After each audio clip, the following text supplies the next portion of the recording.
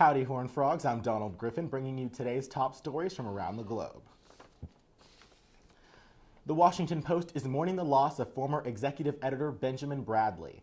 Bradley began end-of-life care last month after suffering from Alzheimer's disease and dementia for several years. Bradley was the executive editor of the Washington Post from 1968 to 1991 and pushed it to the forefront of the newspaper industry. He was known for leading the Post through its coverage of the Watergate scandal and his creation of the Style section. Bradley noted the Style section being his biggest success as an editor.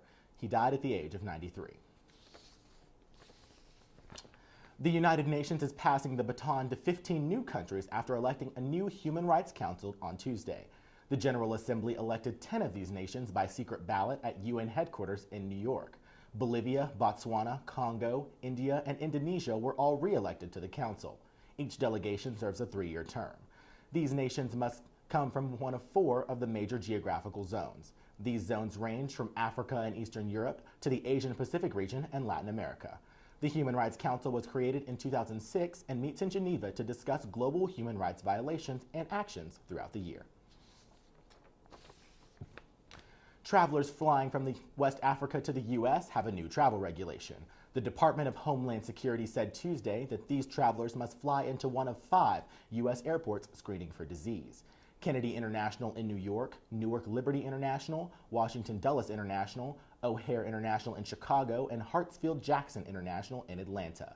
These 5 airports account for 94% of arrivals from the affected nations of Liberia, Sierra Leone, and Guinea. Airlines are working to reroute passengers set to arrive at other airports across the U.S. Apple is in double trouble after some issues with Apple Pay on Tuesday. Apple Pay is the new wallet-free payment option offered for the new iPhone 6 and iPhone 6 Plus.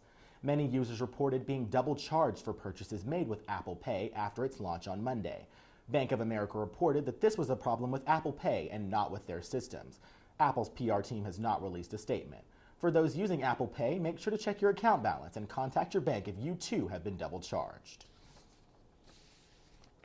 Serena Williams is back in action again. After her 2014 U.S. Open title, Williams is hoping to finish off the indoor season with another crown this week. Number 1 seed Williams fell to Simona Halep in red group play at the year-end final in Singapore this morning. Williams called her performance embarrassing after her 0-6, 2-6 loss this morning. This puts Halep in the lead for red group. Williams will play Eugenie Bouchard of Canada on Thursday with a spot in the semifinal round at stake. The tournament champion will be crowned after Sunday's final and will take home a cool $6.5 million. Those are today's top stories. I'm Donald Griffin. I'll see you next time.